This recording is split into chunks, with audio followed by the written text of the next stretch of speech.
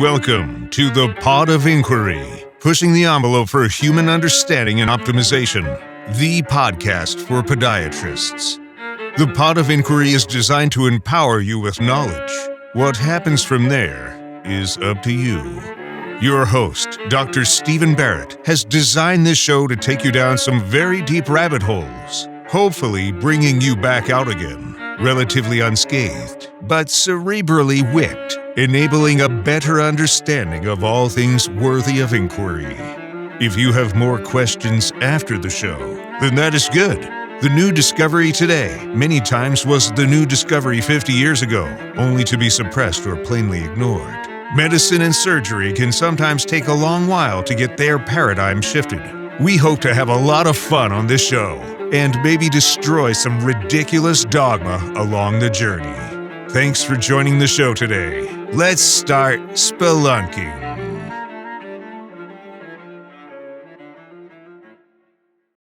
My guest today is Nathalie Niddam. Nathalie is a certified holistic nutritionist, a bulletproof human potential coach, and an epigenetics coach.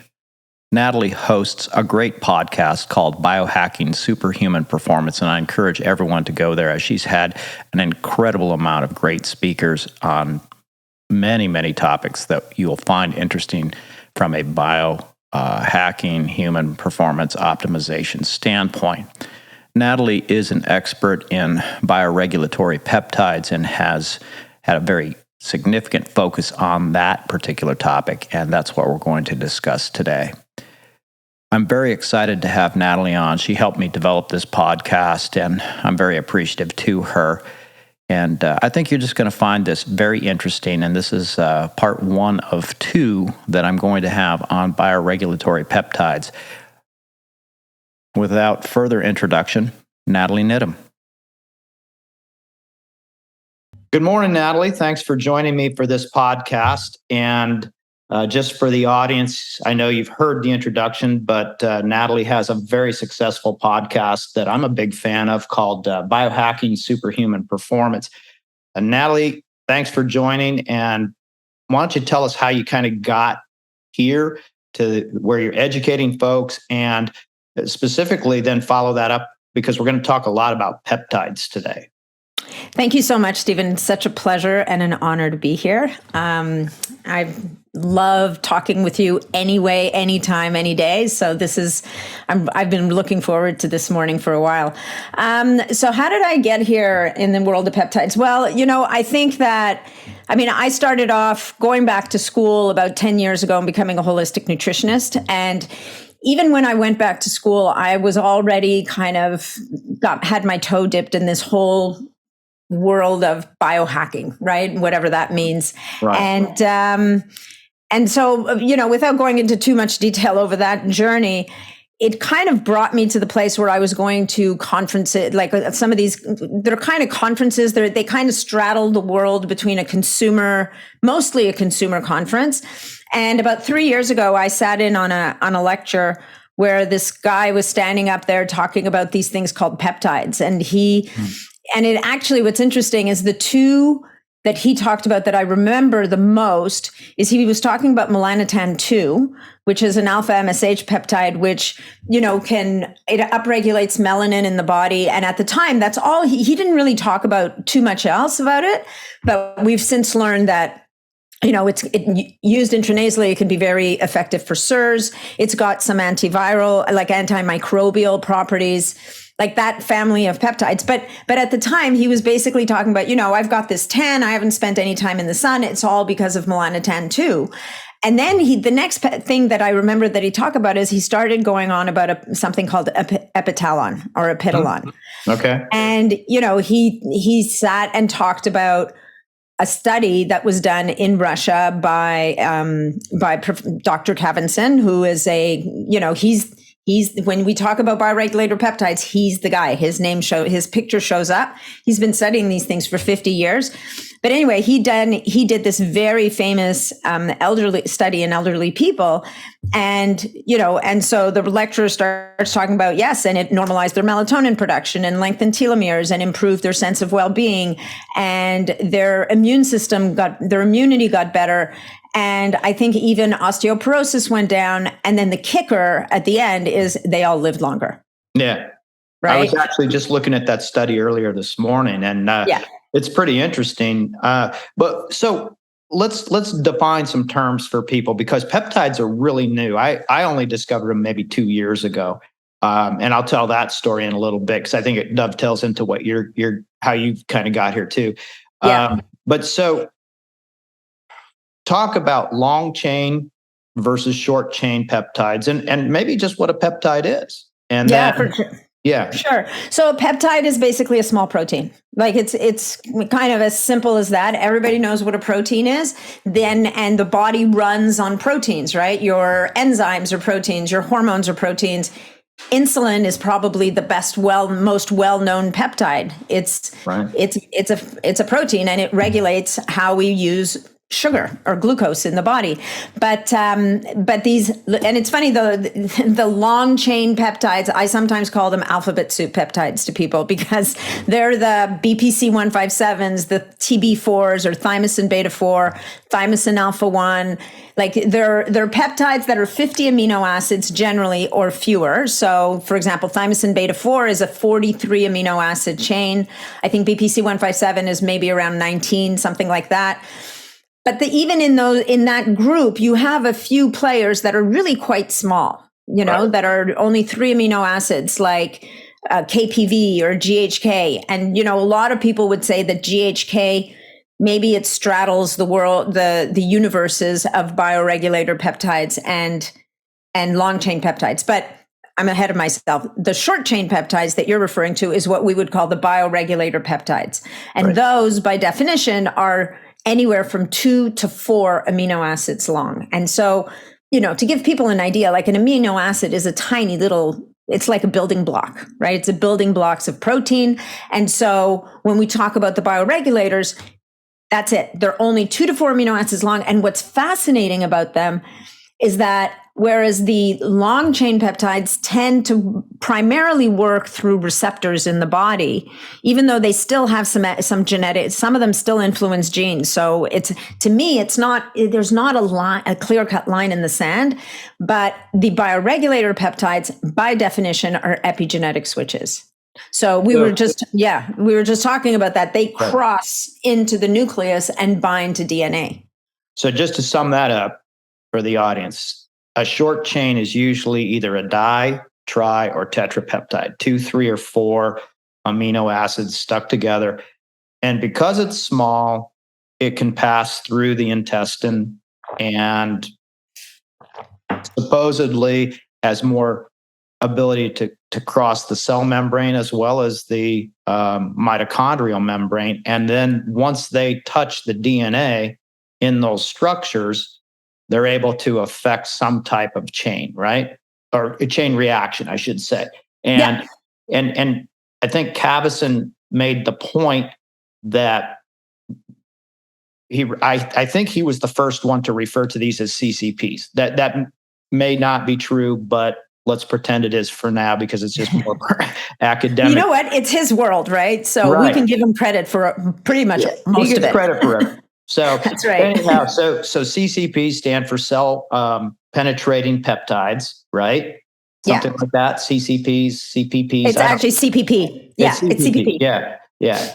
And supposedly that ability was discovered by Johns Hopkins when they were looking at the HIV virus in the 1980s. And then I think from what I've read, Cavison already kind of knew this happened, but this was the bench science that confirmed what he was seeing clinically in his folks. So these actually, they changed the cellular function by either rebooting it or maybe, muting it, right? Well, it's, I think what's interesting is the way he describes it from a layperson's term. And I mean, I'm a layperson, for the most part, right? And so, basically what I imagine and what they will show sometimes is they will literally have a 3D image of the DNA helix and how the the peptide, the bioregulator, comes in. It has specific binding sites it's going to bind to, and it actually it opens up the helix at that site, and it initiates the production of proteins. And so, but what's repeated over and over and over again in the literature is that these are modulatory effects. Like they don't, and it's part of the reason why I think they're so exciting is there's never been a toxic event. There's no toxic dose for this stuff. You virtually can't, from everything that we've seen so far, you can't overdose the bioregulators, and they're never going to push the body into overdrive. And so the best example of that is the thyroid bioregulator, where, people are, and people always talk about boosting, right? I'm boosting my immune system. I'm boosting my thyroid function. Right. What the bioregulator seeks to do is normalize. Right. It's always trying to get back to a homeostatic state. So the thyroid bioregulator can be administered either to someone who's hyperthyroid or hypothyroid, and it's almost like this innate, it's tapping into programming in the body that's looking to reestablish homeostasis. So I think that's an important point because, when people say they're boosting something, well, they may be boosting something if they're deficient to begin with. Yeah. But what you're pointing out is that it's not going to go into some kind of frenetic, chaotic, biological expression. And that's one thing about really all medicines are not only their efficacy, but what comes with the efficacy, what kind of side effect. And, since we got to that, there's a lot of, I don't know if it's a lot, but, Bill Lawrence is running a study that, or maybe several studies, but, Two. One. I'm in it. I was going to be in it, and then I don't know what happened. But anyhow, but one of his exclusion criteria is anybody with active cancer. Mm-hmm. But then you go back and you look at Kaffeson's stuff, and he's got some pretty powerful studies that show induced cancer in rats, whether it be via chemical or irradiation. And I believe it was BPC 157 that he was using a lot, as well as 3 bioregulatory peptides. Was it Epidolon and Epidolon, thymolin, like Thymogen, and then the other one that he uses that gets talked a lot about in this realm is Vilon, VILON. Okay. So anyhow, can you share some insight on that? Because here we have, a study that's being done in the United States now, or 2, mm-hmm. and the exclusion criteria is if you have an active cancer, you're out. But yet Kafeson showed pretty, robust effects. So give me some insight on that. I think it's because Bill's study is really looking at one thing. Can we reverse biological age? Okay. So he's will bioregulator peptides increase the length of a person, increase or maintain, but really increase the length of a person's telomeres?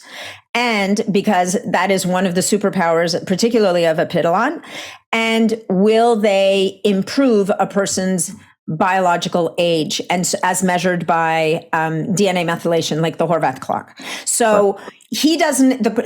I think the challenge with cancer, first of all, from a legal perspective, it's fraught with problems. Like, are you going to take people who are getting conventional therapy, or are you going to be, or could you end up getting people who say, okay, well, I'm not having conventional therapy, I'm doing peptides instead.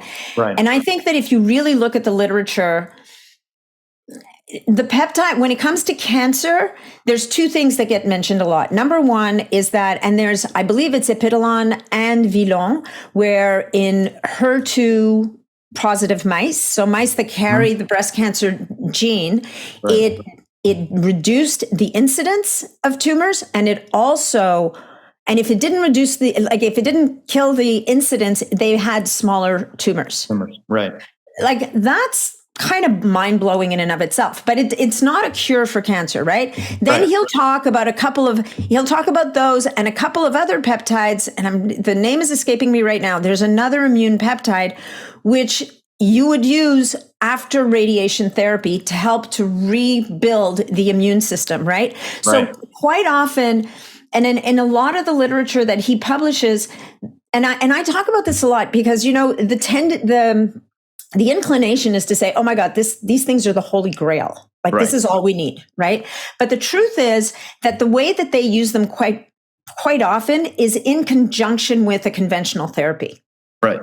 Yeah, that was one of my points is that, and I think he talks, pretty explicitly about this is not a substitute for your standard oncological treatment, but it would definitely enhance it. It may enhance it and also mitigate the effects, the side effects of the radiation or the chemo. So, and I think, you have to be very careful when you discuss these types of things. And, we don't know. I think, and it's unfortunate how regulatory bodies work, because I think that, honestly, like the risk of doing harm is so low with these things.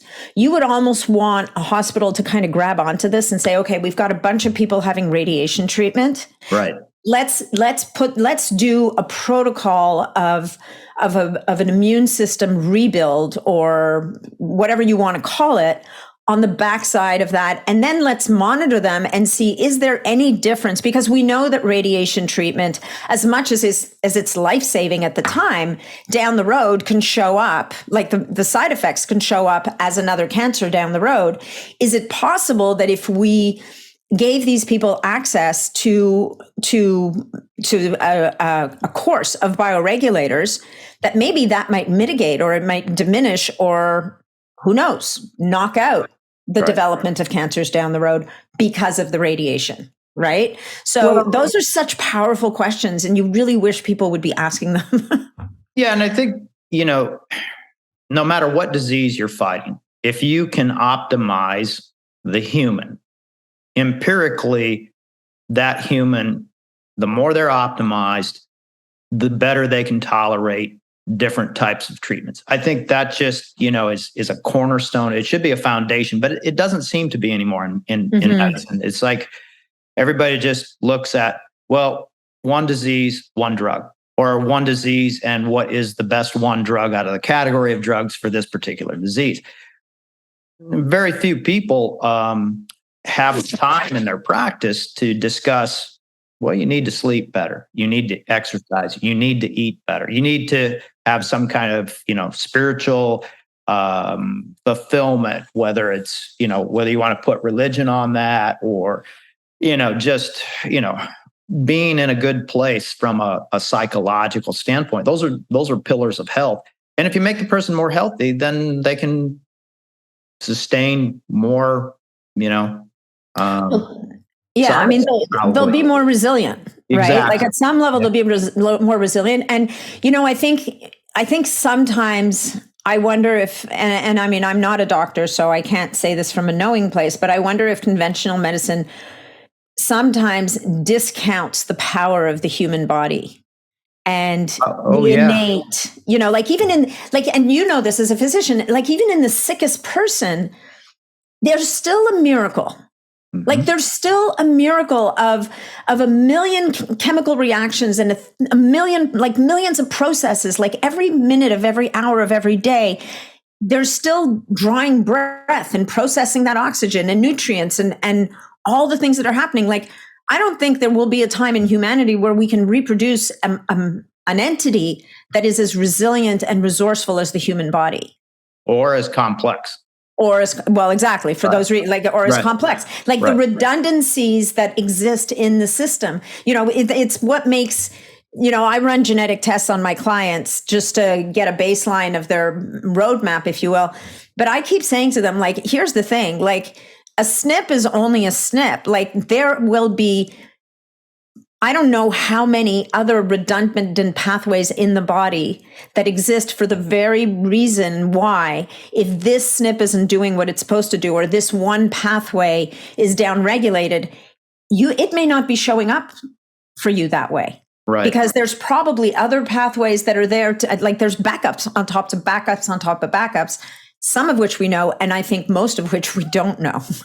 No, I think anybody who says there's more known than unknown they're not connected with reality right now. No. And this stuff will humble you very quickly the more you look at it. And and I think your question is good about recognizing the miraculous ability of a human to recover.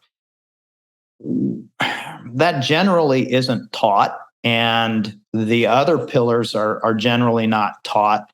And the way the healthcare system is constructed right now, it's a little difficult to even go out into an arena that takes that amount of time.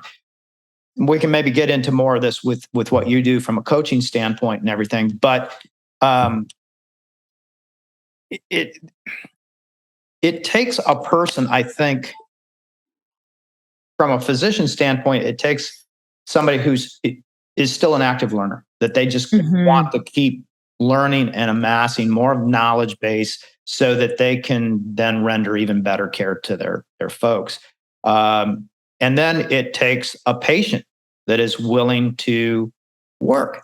And that was one of the questions I want to ask. Maybe we can jump to it right now. So when you take on a coaching client, do you vet them? Because tell me about that process, because you're only as good as the recipient of that consultation being willing to follow and do what you recommend for them. Yeah, no, I mean, look, when I take on a coaching client, which I take on not as many as I used to because I've just gotten so busy with other stuff, but they have to know. And I mean, somebody said to me years ago when I was just starting out and I was stressed out because my clients, the clients I had at the time, they weren't doing what I was telling them to do. And it was so frustrating and they weren't getting any better. And I'm like, I'm a failure. And the person looked at me and said the most impactful thing ever to me and said, look, if you're working harder than your clients, you're doing it all wrong. Yeah. And the other thing that somebody said to me, which was very wise and very true, is that you can't take credit for their successes, just as you can't take failure for their failures. So, I mean, unless you're downright not good at what you do and give them bad advice. But the truth is that when we're taking on a coaching client, and this is a luxury we have, and it underpins the fundamental difference between medicine and coaching, like I do, and that is that it's not that we choose our clients as much as we're making sure that the person is ready to accept the mantle of responsibility for their own health and outcome. Right. They have to. And in an ideal world, a doctor would at least, because you're not going to turn somebody away because they're not going to join in the fight kind of thing. But you still, because people have been educated in a way that says, all you have to do is go to the doctor's going to give you a pill and you're going to walk out the door and you're going to get better. Right. That's, and there's comfort in that. Mm-hmm. Like there's comfort in saying, I don't have to worry about my health because somebody else can fix it for me. Where the reality is, and what you're saying, which is 100% true, if you're not addressing all those pillars as a fundamental basis of taking care of this human vessel that you've been gifted, then there's not a whole lot anybody can do to really help you fix your problem. So as a health coach, the conversation with people when they come in is you need to be willing to challenge your beliefs. You need to be willing to do the work because I can't do it for you. I might want to, but I can't. Right. I'm not going to come to your house and cook your meals. I'm not going to clean out your pantry. I will hold your hand. I will cheer you on. I will give you tools. I will do everything in my power to help you. But if you can't take on that, I'm on this. This is now, going to be part of what I do. Then there's not much any coach can really do. And you get these people who are like, well, I don't have time to cook, or I don't have time to go grocery shopping. And I'm like,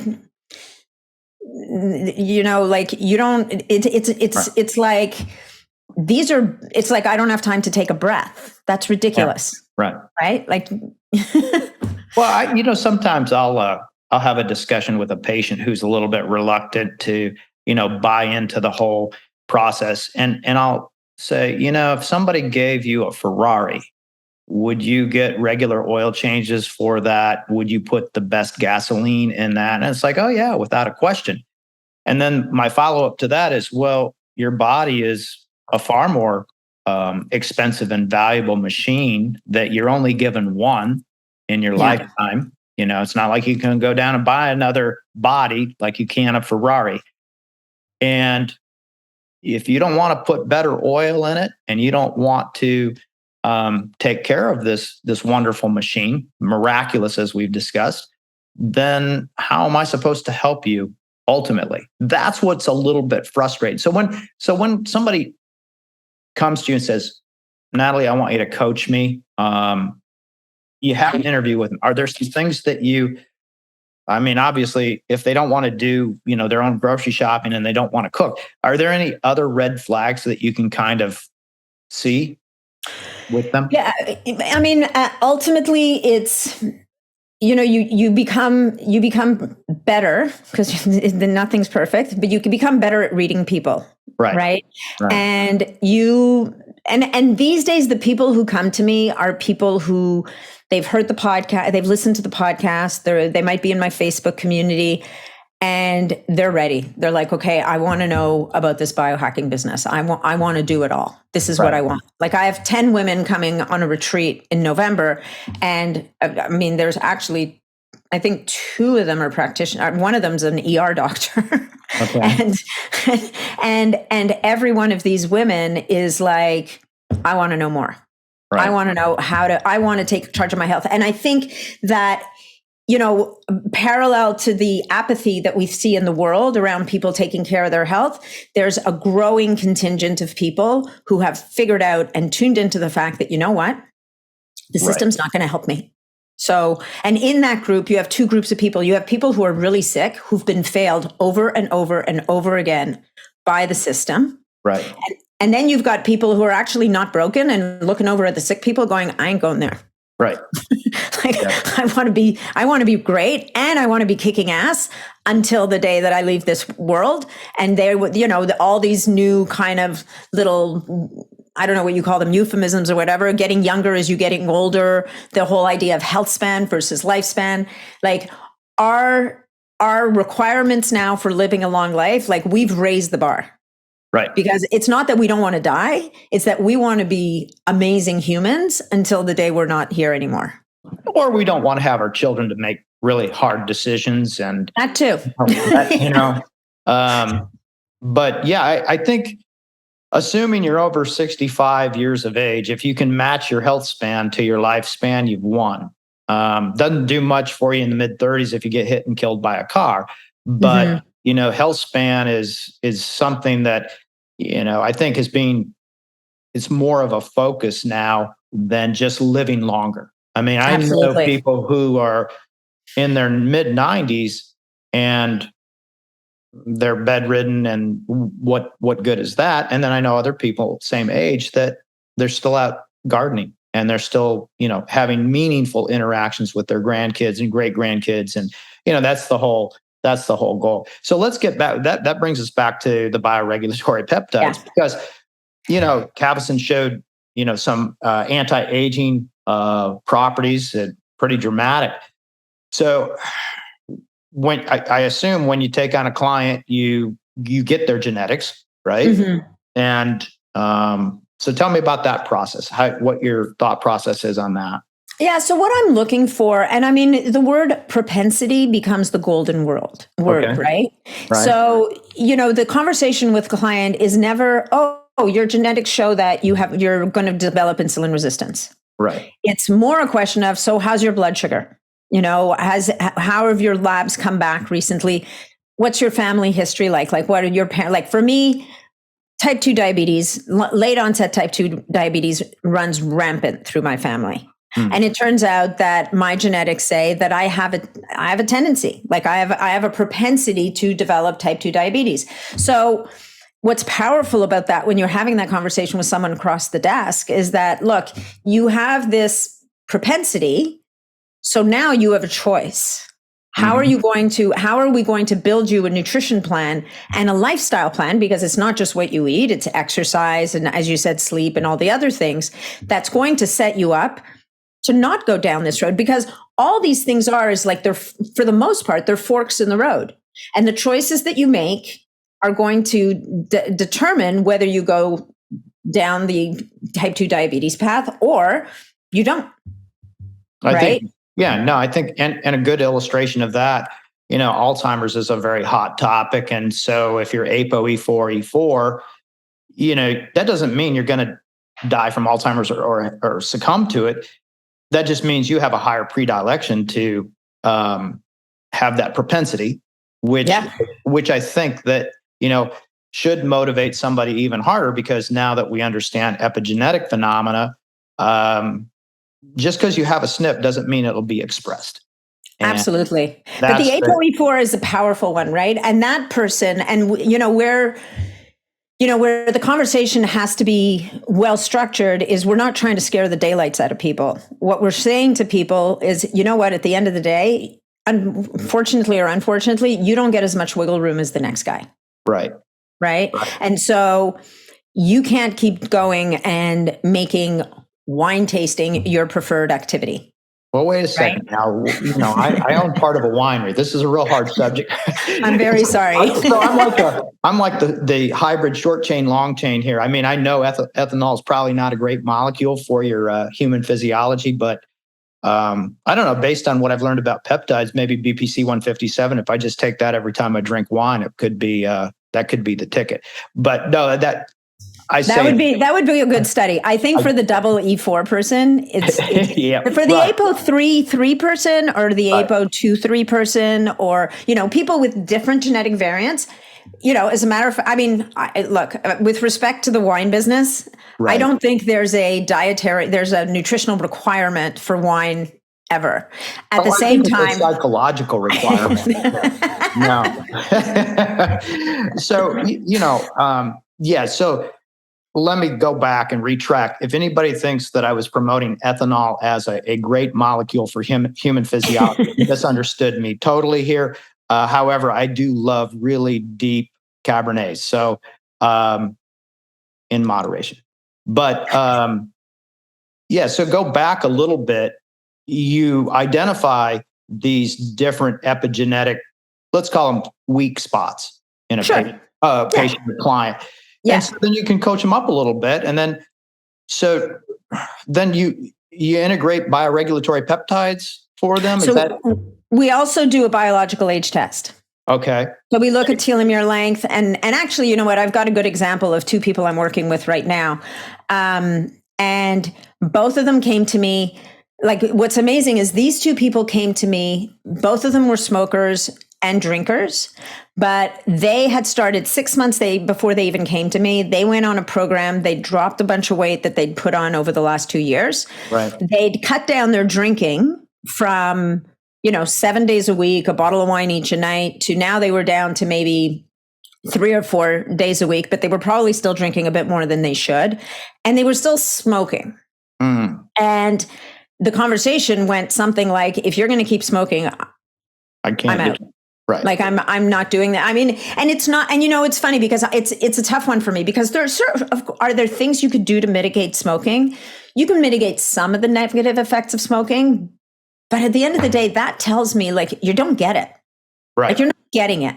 Right. And they swore to me up, down, and sideways they were going to quit, that their plan was to quit smoking. And that drinking was pretty much going to disappear. More, they were going to continue to reduce it. And I will tell you that I've never worked with two more impressive people. And and the beauty is they're a couple. Oh, nice. Okay. Right? So they both smoke and drink, and they've both decided to stop smoking and drinking. If I was working with one of them, and not the other one of them, it would have been useless, because this person would have been living in the most, most likely, this person would have been living in the most impossible situation as having an addiction to a substance and living with that substance day in, day out. Too much temptation. It's just too much, right? But when it got really interesting is when we ran their biological age tests and their genetics. Both of them carry at least one 4 allele on their ApoE. Okay. And both of them and they're pretty young people, are older than their biological age. And when you're 7 years older than your biological age, you have a 50% higher chance of all-cause mortality versus your peers who aren't 7 years older. Now, are you measuring that only telomeres or methylation? Methylation. We did both. Yeah, because I found telomere testing super variable. And it's all over the map. Yeah. It's all over the map. None of these things are absolute.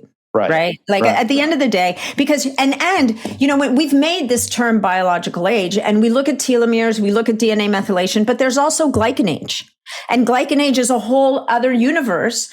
And it's going to show, it's going to show the picture. And I remember asking Nicholas Lauk, who's the scientist who has been studying glycans. It's his life's work, right? He'd actually make a great guest for your podcast. And he's the one that said, look, this whole idea of biological age, it's a fabrication. Like, it's so many different pieces. We have some of the pieces of the puzzle, and there's many pieces of the puzzle we still don't have. Right. So we have to take it all with a grain of salt. But when you're sitting with people and you're looking at the results, and it's like, yeah, so your telomeres are kind of not so great, and your DNA methylation pattern is saying that you're actually older than you are. Right. And you've got an ApoE4, and you're drinking and you're smoking. And all of a sudden, the decision for these two was incredible. It was like they shut it down. When they made that decision, it was an overnight decision. It was done. So they had the DNA methylation test. Then you put them on the program. At what point did you retest them? We only just started, and the bad news is that they live in Fort Myers. Okay. So what used to be Fort Myers? What was formerly known as the swamp that was formerly known as Fort Myers. Yeah. So we haven't actually met in a month, but the last time I spoke to him, which I'll check in on them every once in a while, and they were 2 weeks in. They had just ripped out all the drywall on the main floor of their house. They had to replace both cars. They had to tie kayaks to their banister in the house because the water was coming up so fast. They were worried they were going to have to escape by kayak. And I'm like, well, but there was they were caught in the eye wall for 5 hours. Oh. Anyway, he said to me 2 weeks in, he goes, and guess what? We have not started smoking again. I'm like, you know what? You guys are rock stars. That says a lot right there, because that's a patient that wants to get well, because, that's tremendous stress. And when you're trying to beat an addiction and then you have these stressors coming in, that says a lot for them. That's really very good. They're exceptional. The two of them they're exceptional. They're whereas I've had other people who, and in my business, you learn the hard way, right? Mm-hmm. I took on a client who was the wife of someone that I knew, and she had a drinking problem, right? And at the time I was like, she was like, yeah, I really want to stop. And, we're 4 months or 5 months in, and we're having the same conversation every week. Like, this poor person couldn't go 48 hours. I don't even know that she could go 24 hours because it was always a good reason, right? And at the end of the day, this person needs not me. They need someone else. Right. They need someone with a different skill set, assuming that they are truly committed to getting away from it, right? And when it comes to alcohol, because we're talking about all different things than we were going to, but when we're talking about alcohol consumption, the social constructs around it, the belief that this is the reward for a day, like the thing with alcohol, it's either a reward or it's it's either a consolation prize because your day went really badly and a way to de-stress, or it's a reward because you had a great day, so I'm going to open a beautiful bottle. You got to get it both sides. I'm sorry to be beating up on wine. I'm really sorry. I can take it. We can switch to vodka if you want. Well, I'll introduce a nice bourbon every once in a while, but I think that says a lot about it. I mean, there's no justification that I can say our wines are good for your health, although I would love to be able to do that. But there are some things about wine drinking that it's kind of like golf. If you go out and play a round of golf by yourself, it's not so great. But if you're sitting down with somebody at a great meal that loves food, loves wines, loves the nuances of how the wine changes throughout the meal. Oh, yeah. I don't think a glass or two is going to really, alter you. Maybe make it up in the psychological arena. I don't know. That's way above my pay. No, I agree with you. And what you're talking about is the social interaction and the connection, right? And if it's a glass or two, I mean, I think what we're talking about is there's two different groups of people in the world. There's people who can have a glass or two of wine, and then there's people who their glass is two, and then it's 2 bottles. It's the bottle, right? Or 2 bottle. So anyway, it's a different discussion. But, to go back to BPC 157, it actually can mitigate a lot of the negative effects of wine. So as it turns out. Yeah, supposedly, BPC 157 is a really incredible, if we talked about it when I was on your podcast, and I discovered BPC 157 by accident. And I was reading some journal articles, and I came across an article where they had severed rat Achilles tendons and gave them BPC 157 intraperitoneally. And in 3 weeks, the tendons regenerated, and they had the same strength that they had before the injury, or before the surgical transection of their Achilles. And I thought, wow, that's pretty incredible. So I started reading more and more about BPC 157. And my first question is, well, why didn't we know about this a lot sooner? And then I had a 17-year-old gal come in who she had ruptured a posterior tibial tendon. And I knew the folks pretty well because I had done some other work, and they were very happy. And I said, this stuff's pretty new. You want to try it? And they said, sure. And so just put it in the lesion of the tendon itself, about 0.5 cc's. And she comes back in 3 weeks and says, it feels great. No pain. And I've been out of my boot, which I wanted to keep her in the boot for about 6 weeks. But regardless, ultrasound's pretty objective. It either is there or it's not there. And she had completely regenerated a couple centimeter gap in this tendon, which was just astronomical. So then it's like, once you have that one clinical experience and the safety and the efficacy, you start integrating these things. And, then, we started using it on plantar fasciopathy, plantar fasciitis. I don't really like that term so much. And then we started looking at thymosin beta 4. And then, then I come across Dr. Vickery and you, and the discussion becomes, well, are you using bioregulatory peptides in neuropathic patients? And the answer is not yet. And the reason is a couple reasons. One is that the patient in our practice, the average patient in our practice that's neuropathic doesn't have the ability to afford the bioregulatory peptides. If I had, a subset of people that wasn't a consideration, we certainly would be, going with that.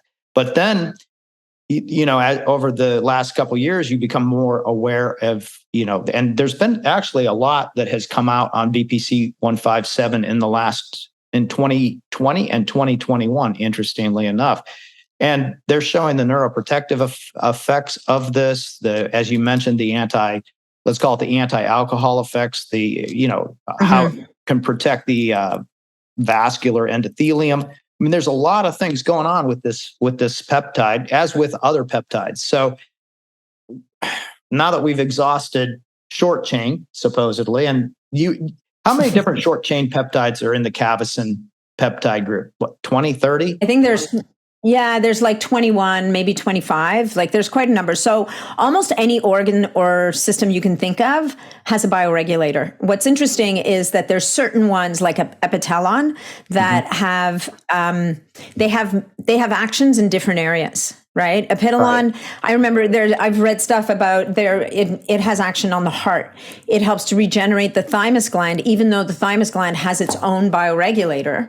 And right. Epitelon is the pineal gland bioregulator, and we talk about it as the master endocrine gland. And so to me, Epitelon, that pineal gland bioregulator, because it normalizes melatonin, it fixes circadian cycles as long as the person is doing their part. It does all these things, but because it has a downstream effect on the entire endocrine system, it's the bioregulator that everybody ends up using, not to mention the fact what we talked about earlier, where it has anti-tumor properties. Like, it's nutty. right? Right. But we've got bioregulators for the pancreas. So imagine you have someone, people's pancreas gets damaged because they eat too much sugar, the islet cells start to fail. But imagine if I haven't found any concentrated studies where they said, okay, we took 10 or 20 or 30 people and this is what we need, right? We need physicians, like you were saying earlier, these lifelong learners, the people who are curious enough to say, I've got 30 patients who have issues with their pancreas. We're going to use the bioregulator and see to what degree, by also changing the lifestyle and the diet and all the other things that we know are good for the pancreas, can we help this pancreas to virtually regenerate and restore its function? And you might throw in some BPC 157 in there, because BPC 157 is organoprotective. It protects organs.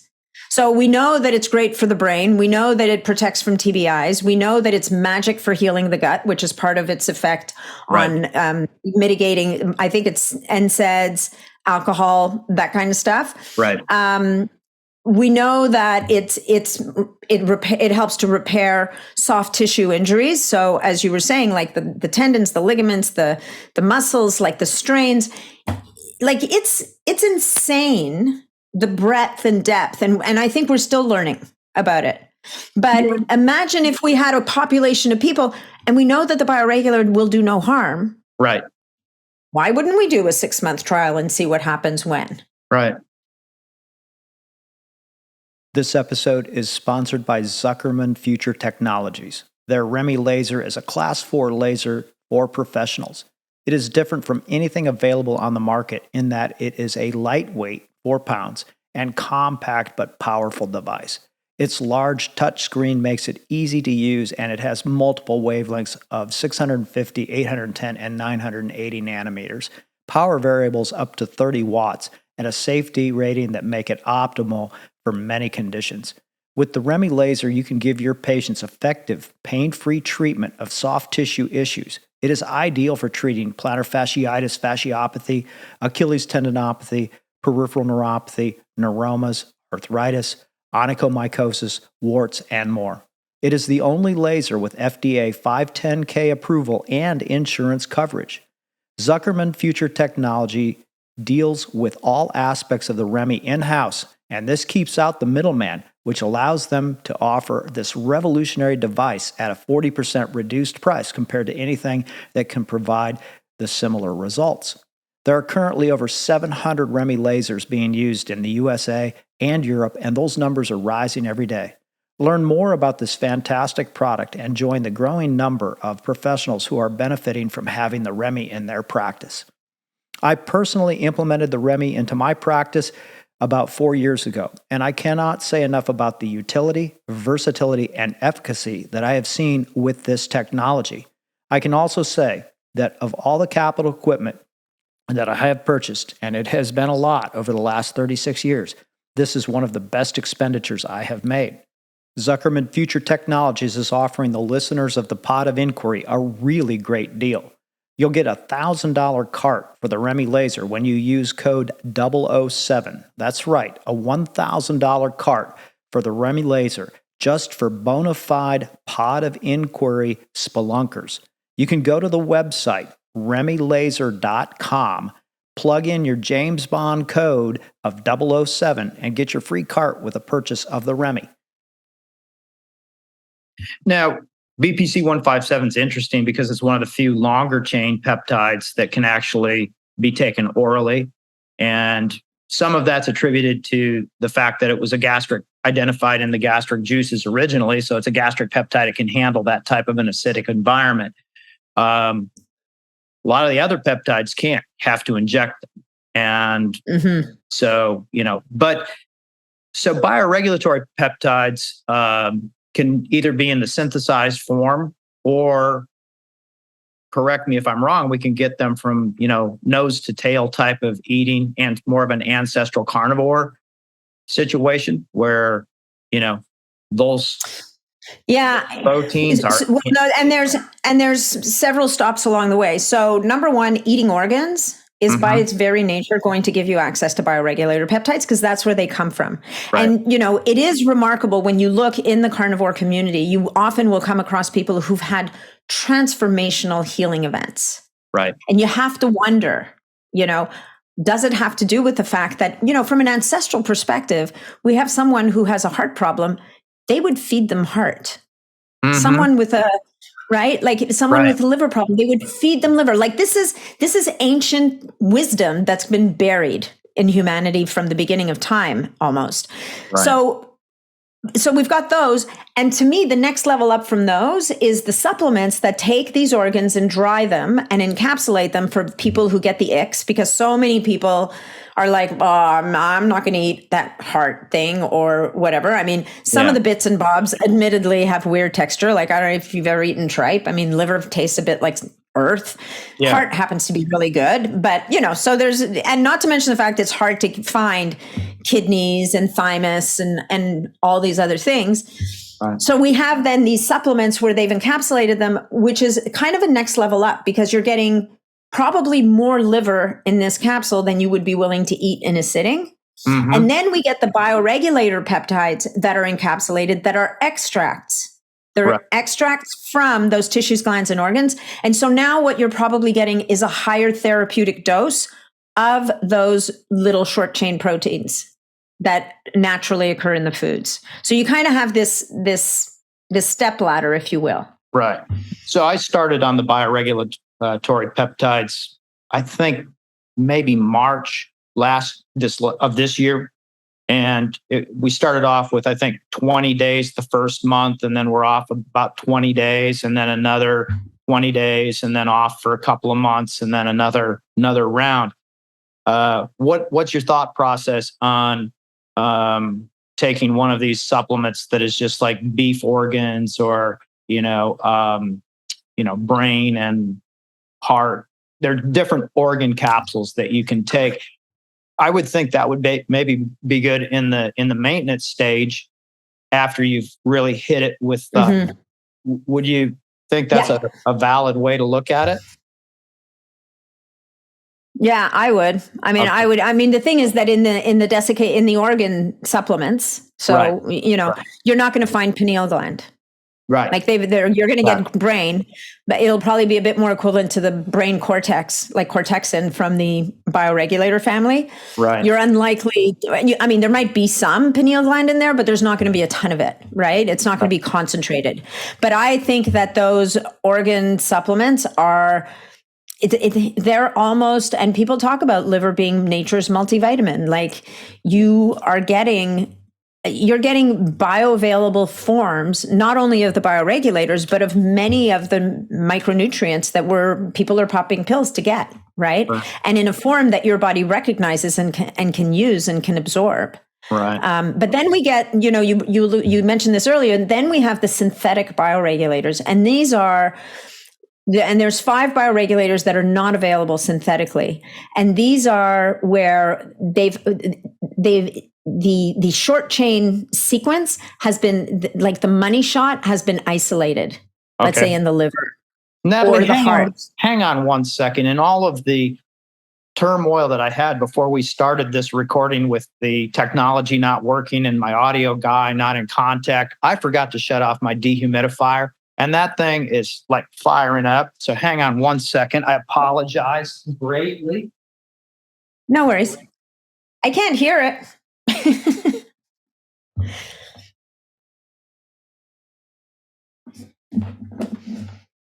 That's so much better. I don't know if you were able to hear that on I couldn't hear it at all. Oh man, it was terrible. No. It was like drowning me out. But I mean, I get it why you need to eat these organs, but for me, I'm just not going to dial up a plate of liver with a great Cabernet. It's just, I'll take it by the capsule form. But it's not your thing. Yeah.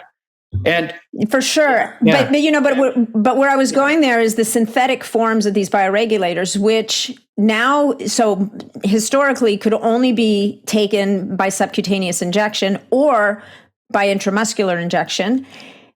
And there's another thing I want to mention about Kevinson's work that we read about in the literature, but there's now a lot of sublingual sprays that have been developed that have just that bioregulator sequence in it. Mm-hmm. So it's only got the dipeptide, tripeptide, or tetrapeptide. Is that 4? Yep. Yeah. So it only has that sequence, and very often with people with who are very sensitive, like people who are who have a lot of autoimmune issues or sensitivities, the Russians will often start with the synthetic form of the bioregulator. Because they can optimize that dose and feel like they're getting a higher level. They can optimize the dose. And I also think that in the biologic, you get a lot of cofactors. Like they do work differently. Okay. Right? The capsule form, which is the extract from the gland or the tissue, it's got more stuff in it. And so it takes a little longer to work, but the effects may last longer. Whereas with the synthetic bioregulator, you almost get a much stronger immediate effect, but the effects may not last as long. Okay. And so what you were alluding to earlier are this whole idea of cycling, right? Mm-hmm. So usually with the orals, we start with a 30-day and then we go to 10-day a month cycles. But it depends. It depends if you're trying to move the needle on something, you're going to go at it month after month after month. If you're taking it as a precautionary kind of like, I think I'm just going to give my liver a little love, or my heart, or I'm going to do like a full body rejuvenation and go cycle through all these peptides, you might just do, depending on your age, you might just do a 30-day of each, or you might do a 30-day and 2 or 3 months of 10 days a month. Like there's many different ways to use them. Right. So like like when I was talking about the pancreas earlier, like with people who have pancreatic issues, you might stay on that stuff for quite a long time and be monitoring blood work, or working with a physician who's going to be keeping an eye on whatever markers they can to say, wow, or liver, let's say, right? Wow, things are starting to shift. Right. Well, that's the nice thing is that, if you have some biomarkers that you can track, or even, I think it's very powerful for patients to see metrics. And it's hard sometimes to take something and then, you're looking at it from a longevity standpoint, and you don't really, there might not be a demonstrable effect that you feel. Like with some medications, you'll take it, it's like, wow, my headache's gone. That stuff is great. This stuff doesn't fall into that category.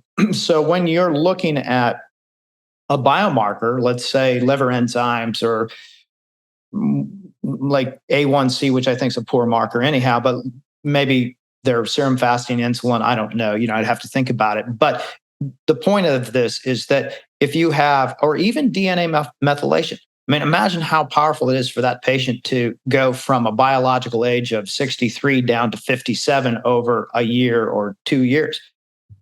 That reinforces, it's a benchmark for that person, because when they can see an improvement in an objective marker, now there could be, we're not saying that bioregulatory peptide did all that. Maybe when they started that, there was a healthy user bias. Maybe they also got better sleep. They stopped drinking as much. There's myriad covariants here that so you can't just say, okay, the capsaicin peptides just totally changed the DNA methylation clock. You might be able to say that if you didn't change any of the other variants, but sometimes when people start doing a regimen, they do better things in other areas, but still comes back to the point. Sure. It's like, okay, great. I just turned my wife into a cougar because now I'm younger than her.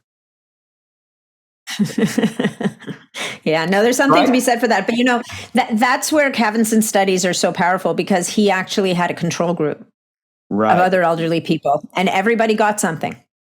There was the group that got the bioregulators, and then there was the group that got vitamins that nobody knew what they were getting, right? So, and nobody was told to change a single thing. So ostensibly, you could have had people in the vitamin group who changed their lifestyle as much as people in the bioregulator group. So I do think that that's kind of the power of those studies. The challenge is that, I think that nobody's been able to reproduce them, partially because nobody can get the funding. Right. to do that kind of work anymore. Well, no one's going to fund it because there's not a patented drug that they can make and sell. So there's no business impetus for that to happen. So, unless just some philanthropic organization said, okay, we're going to, fund some studies. So, it's all very well, but you know what's interesting? So what's interesting in the peptide world right now is we're starting to see that, right? We're starting to see drug companies look at peptides and say, we want a piece of that. And, one of the topics you had laid out in an outline that you'd sent to me were the weight loss peptides that are taking the world by storm right now. Right. These are peptides that pharma companies got their hands on, started working with, and what they did, all they really did is they extended their half-life. Right. So we have a GLP-1 agonist, which is semaglutide, which exists in the body for seconds. When you eat, it gets released and then it's gone. And, somebody studied its mechanisms of action and said, well, wait a minute, if we could get this stuff to stick around for a while, we could really move the needle. And sure enough, they were successful. So I think semaglutide, it's a once a week injection for Ozempic. And there's a couple of different dosages. There's a couple of different, there's Wegovy, and then there's, I think Saxenda is a daily pill. But Ozempic is a once a week injection. And people lose weight. But what's fascinating about it is if you look at all of the different mechanisms of action, because again, it's a peptide. And so it's pleiotropic, like so many other peptides. And it's hitting the satiety sensors in the brain. It's making you feel fuller longer. It's slowing gastric emptying. So you stay fuller longer. The downside of that is it slows gastric motility, but it's also improving the pancreas's release of insulin in response to glucose. And on top of that, it improves the uptake of glucose by GLUT4 receptors in skeletal muscle. And then it has benefits for the heart, and then it has benefits for the lungs and the kidneys. And it's this world of peptides. So now you have a drug company that said, well, wait a minute, we can make money here. Right. So the good news is they did the work, they developed. The bad news is nobody can afford it unless they have a really good health plan, and then company number 2 came along and said, wait a minute, we've got something better. It's called tirzepatide, and it's a G1P and GLP-1 agonist. And so when people use tirzepatide, they're not as likely to get nauseous. They're not as likely to get constipated. And a lot of people who get stuck on semaglutide, they eventually kind of hit a wall or, because the GLP-1 receptors start to kind of involute a little bit. And so you don't get as much of a response from it. Tirzepatide just turns on the afterburners. Interesting. So it's pretty cool. But, already, the dark side of those, so there's a couple of black box warnings, but which are not, with the pancreas, particularly semaglutide, and I think tirzepatide as well. There's some people, and a very small percentage, but some people can get pancreatitis from these, and nobody really is particularly clear on how or why. So some practitioners, some clinicians will have their patients use BPC 157 as a protective while they're using it. And I would add, well, maybe we should add in pancreagen, the bioregulator peptide. Right. And then the other one is a very rare form of thyroid cancer that's only been observed in rats. It's never happened in people yet, but it's still early days. Right. But the bigger thing to me as a nutritionist is what I see happening is people stop eating. Right. They literally lose their appetite. And now we get into trouble because now people figure out that they can eat cheesecake. They're not going to gain any weight. They're not going to be that hungry after. And then they wonder why 6 months later they start losing their hair. Yeah. Well, because they've become malnourished. They're able to poison themselves without expanding the waistline. Because what's the only reason anybody, exactly. Right. For the most part, right? People. Right.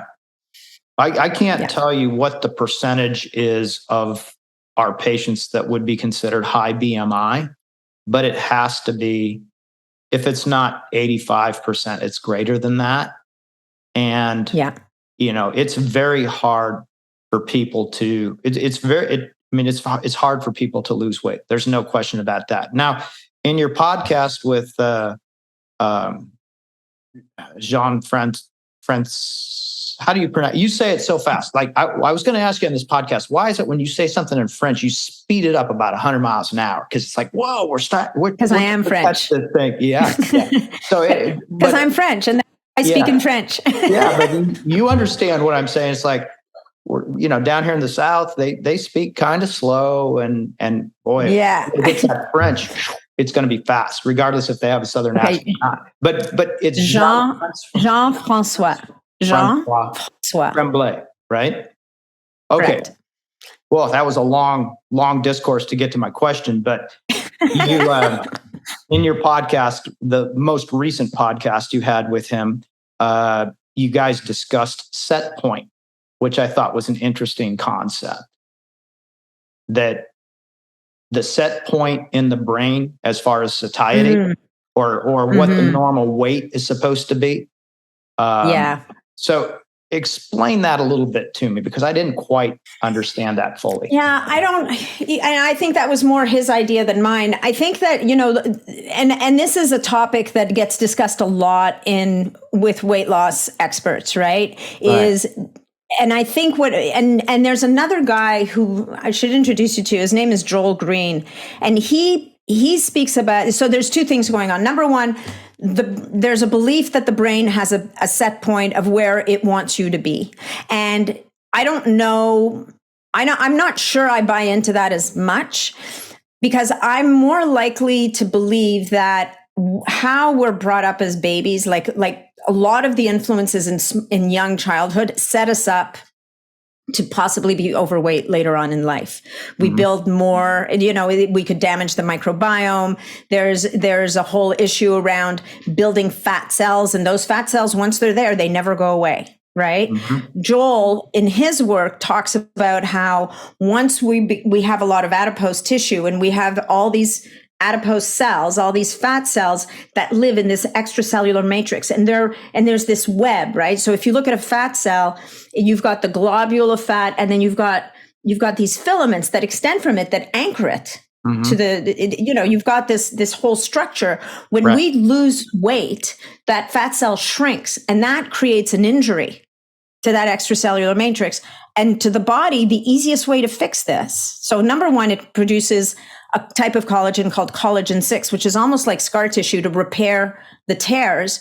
But the second thing is that the body says, you know what, the easiest way for me to fix this problem is to blow up that fat cell again. And so it creates a driver, like there's always this physiological drive to rebuild the fat. And he's got all these different strategies that include like cold exposure. He's got all different strategies, both nutritional supplements and lifestyle, to offset those tendencies. But the truth is that the more times a person has gained and lost weight, and this is why yo-yo dieting is so damaging to people. And, by the time they get to you, they've been kind of fat, skinny, or their whole lives, and they're sick. Right. Now it's like the body's like kind of crossed its arm, planted its feet in the ground, go, we're done with that business. Right. And you'll notice that every time you try to lose weight, if you try something new, it happens really fast. But the second time you try that same strategy, very often it doesn't work as well. Right. Yeah. So whether it's because the set point in the brain, or this physiology around the mechanical issues of those fat cells getting smaller and creating injury in that extracellular matrix, then we've got the whole issue around the microbiome and the bacterial populations that are dominant in an obese person versus a thin person, and the obese person just doesn't have the same. And we can rebuild it, but we've got to eat the right foods. And it doesn't mean we're going keto, and it doesn't mean like if you look at Joel's work, his work is predicated on getting people to eat many different kinds of fiber. Right. Many different kinds, and pulling and pushing different levers. Right. So cycling, and cycling, exactly. And using intermittent fasting, but not too much, and refeeding. Like, here's an idea, like refeeding, but, and then when we get to these peptides, what I think is amazing with the semaglutides and the tirzepatides in terms of helping people who are so stuck, because even his strategies sometimes can't move the needle for people. Right. Sometimes a body is so damaged and it's gotten so stuck. Like you just need something to move the needle. And this is where these peptides, I think, can be really, really helpful. The question is, and I don't think enough time has elapsed yet. And unfortunately, very often in the doctor's office, the conversation is, take this, it's once a week injection and you're going to lose weight. See you later. Right. There's very little conversation around, okay, we're going to have to really watch your nutrient density. And as you start to lose weight and you start to feel better, we got to get you moving, because we've got to rebuild that lean muscle so that you don't end up dependent on this thing for the rest of your life and losing your muscle because you didn't need any protein. Right. Right. So to me, when I'm working with clients and they're using these things, it's a big conversation, because in a way it's like saying you have an opportunity right now that you're not driven by uncontrollable cravings to stuff your face with cheesecake and chocolate cake every single day. We have an opportunity to re-educate your palate. We have an opportunity to re-educate your lifestyle choices. And once you start to lose, like somebody who's carrying around an extra 50 pounds, they don't want to exercise. They feel like shit. They hurt. Sorry, bad word. Well, they can't move. I've heard that word before. Yeah. So what's the story? We talked about this before we started recording. What's the situation with the availability of some of these peptides? Because I've had to source a couple of different places because of regulatory, and I'm not talking about bioregulatory, I'm talking about government regulatory. What's the situation with that from your end? Honestly, it's a bit of a heartbreaker. Yeah. I think that, you've got a peptide like thymosin alpha-1, which is an incredibly powerful immune modulating peptide. And actually, interestingly, just as a little sidebar, the sequence of thymogen, the bioregulator, is embedded at least, I think it's twice, if not more, in the thymosin alpha-1 sequence. Okay. Which I find really interesting. But thymosin alpha-1, which is an approved medication, it's an approved drug in about 30 different countries, was only awarded orphan drug status in the US and only for the treatment of one of the hepatitis. Okay. And yet, thymosin alpha-1 has transformed people's lives who have autoimmune issues, who've got co-infections like EBV. I see them in my community. Like it is a complete game changer. It can help people when they're coming down with something, not to come down with it, or to come down with a lower version of it. And compounding pharmacies, as of I think last year, the FDA has decreed that they are not allowed to compound it anymore. And the same thing has happened with thymosin beta-4. Which is another incredibly powerful, like it's a thymus peptide, but it works with BPC 157 in healing musculoskeletal injuries and nerves and so many different things.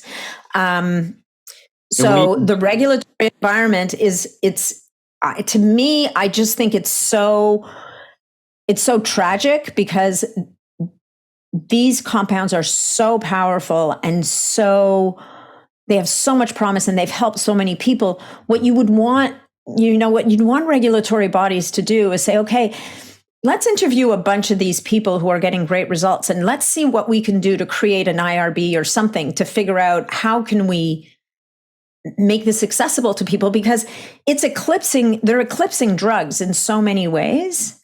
Well, maybe that's why there's a pushback against it.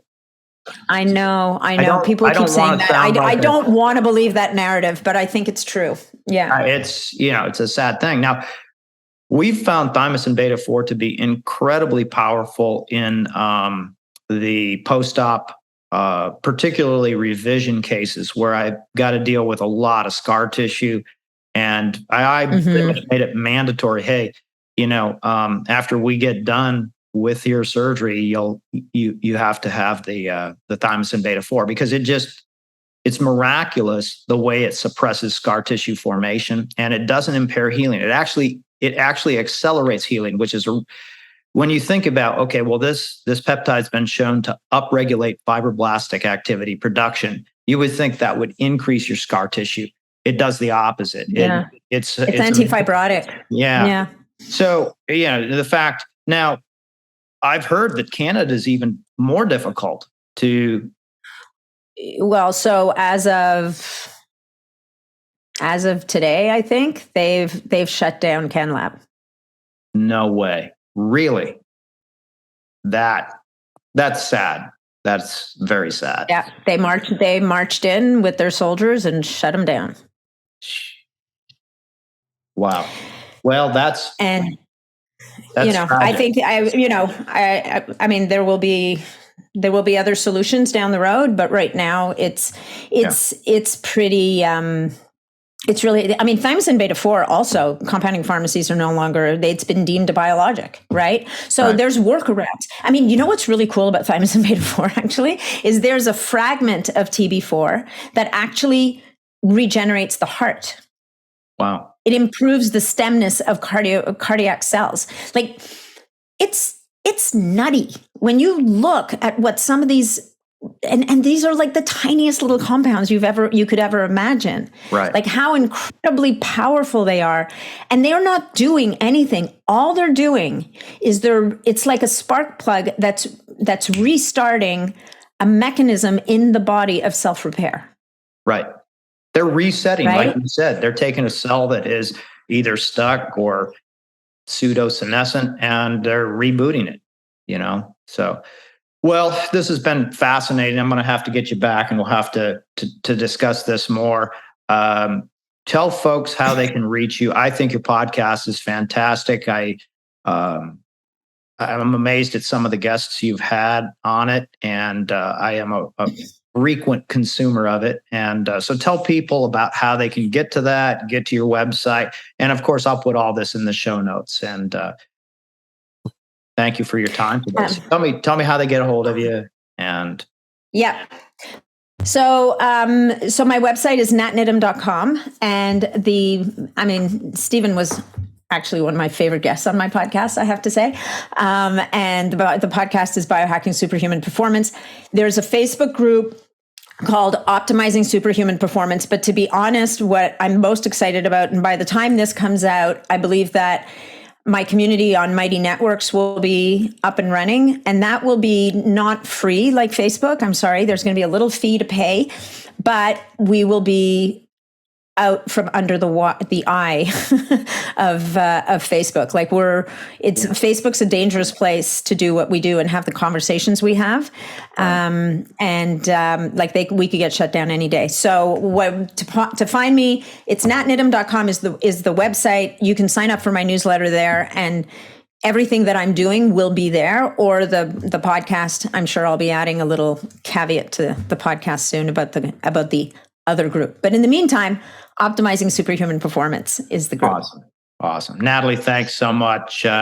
You're welcome to jump on my Zoom anytime. And I love having conversations with you. I just wish that I was a little bit more technically adept. I apologize for the dehumidifier episode that happened. But anyhow, thanks, and look forward to chatting with you some more.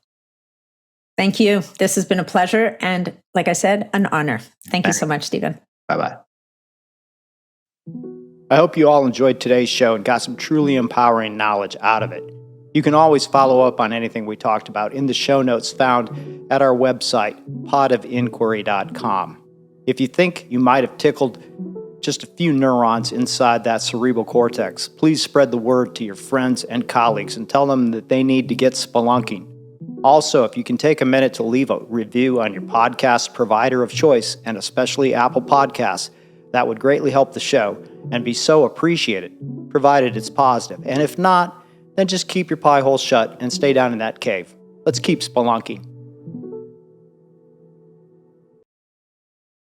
This podcast is designed for informational purposes only and does not constitute any medical or surgical consulting advice or imply a development of any physician-patient relationship. The opinions of guests who are featured on the show are not necessarily the opinions of Dr. Barrett or the production team. This podcast is owned solely by Barrett Medical and Surgical Media, LLC. While the show is highly oriented for physicians and healthcare providers, anyone interested in the improvement of human performance and understanding will find this a welcome goblet to sip from, or guzzle. However, no representation or warranties are made in any way whatsoever on this podcast for any products, techniques, or other things discussed. Invited guests are not vetted by the Pod of Inquiry for their qualifications and may have a direct or indirect financial interest in what they present and discuss on the show. The Pod of Inquiry disclaims any responsibility from anything taken from the show and used personally or professionally. It is a responsibility of the listener to perform their own due diligence prior to the implementation of any ideas, products, techniques, or anything talked about on the show.